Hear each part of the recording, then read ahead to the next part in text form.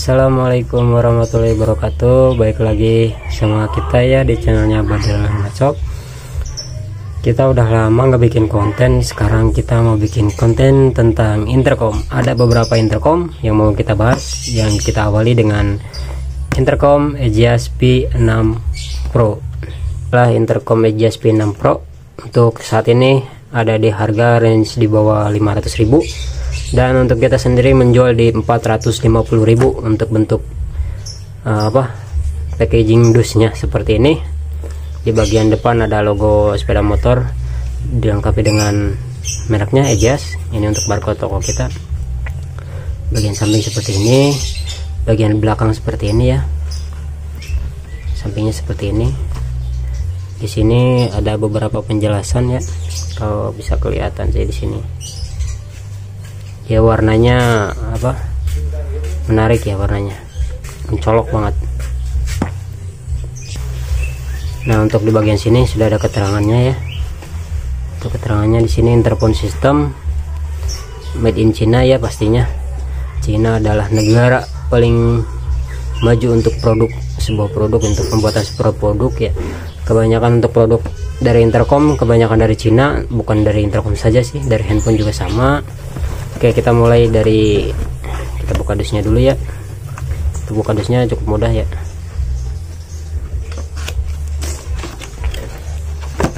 Saat kita buka, kita sudah disuguhkan dengan manual book. Untuk bagian dalam seperti ini udah kosong. Kita sampingkan dulu. Ini untuk manual booknya. User manual Aegis. Nah di sini udah ada ya lengkap tata caranya, untuk tata cara pairing ke sesama intercom, untuk pairing ke handphone sudah lengkap di sini. Ada berapa halaman ini? Untuk bahasanya sendiri ya, bahasa Inggris ya, internasional, biar bisa dipahami di semua penjuru negara. Ini untuk device-nya, tampilkan. Nah yang pertama kita bahas ini soal velcro. Velcro ini buat nempelin di speaker sama mic-nya. Dia ada 4 buah ya, ada 4 buah velcro seperti ini. Lalu di bungkusan berikutnya ada udah lumayan banyak ya. Untuk ini yang versi terbarunya ya, beda generasi sama P6 Pro yang lama. Dia ada beberapa upgradean. Pertama, ini ada velcro lagi ya. Wah mungkin ya tahu lah, bonus mungkin ya, kelebihan velcro atau gimana. Ini sama ya kayak ini, ada 4 piece juga.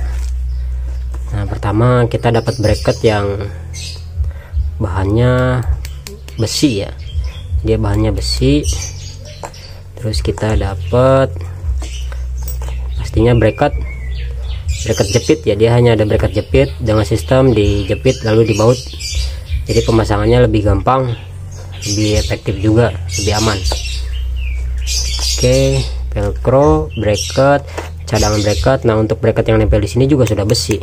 Kalau zaman dulu tuh kita hanya dapat bracket ini yang nempel di sini tuh plastik, cadangannya baru besi. Biasanya yang rawan patah itu bagian bracket sininya nih, yang rawan patah. Sekarang kita udah dapat besi semua ya. Mungkin yang kemungkinan nih bakal rawan patah bagian depan ini nih, bagian depan ini yang bakal rawan patah. Tapi tenang, spare partnya juga udah banyak, kita juga jual. Terus ada charger ya, chargernya seperti ini, kabel jack kayak seperti ini. Kita nggak dapat kepala charger, kita bisa pakai kepala charger dari handphone. Sudah masuk, aman.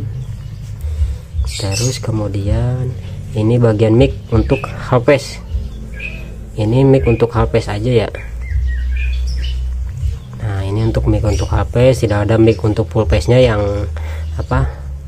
ini hanya tersedia dari yang tiang aja, nggak ada yang kabel biasa. Satu ini upgradean, salah satu upgradean dari P6 Pro. Kalau zaman dulu speakernya kalau zaman dulu tuh dia gede banget sampai nggak muat ke slot buat intercomnya,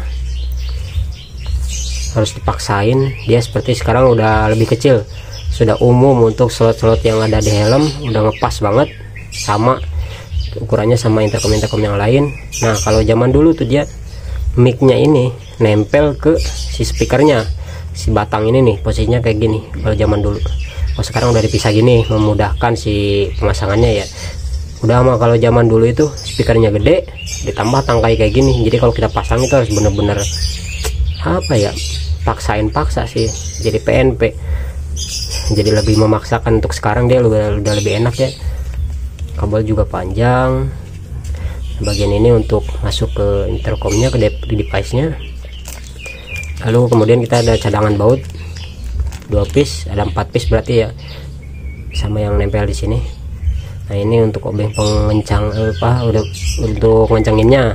Ini nih dia bentuknya obeng, bentuknya L kayak gini, yang atasnya L nih, belakangnya tetap sama kayak gini. Nah dia bentuk perekatnya seperti ini, dia besi ya, udah besi. Kalau zaman dulu tuh masih plastik, sekarang udah besi. Ini untuk buka bautnya, dia sistemnya obeng kayak gini ya, obeng bawahnya. Untuk bagian atasnya dia kunci L seperti ini, jadi dia hanya bracket jepit ya di baut, nggak ada yang ditempel seperti Ki 7. Nanti untuk Ki 7 kita bahas. Nah, sekarang kita balik ke bagian device nya ya, seperti ini ya, packagingnya mantap sih. Ini intercom lawas, kalau anak-anak zaman dulu tuh pasti tahu lah intercom kayak gini. Ini adalah intercom EJS P6 Pro. Di sini sudah dijelasin EJS P6 Pro.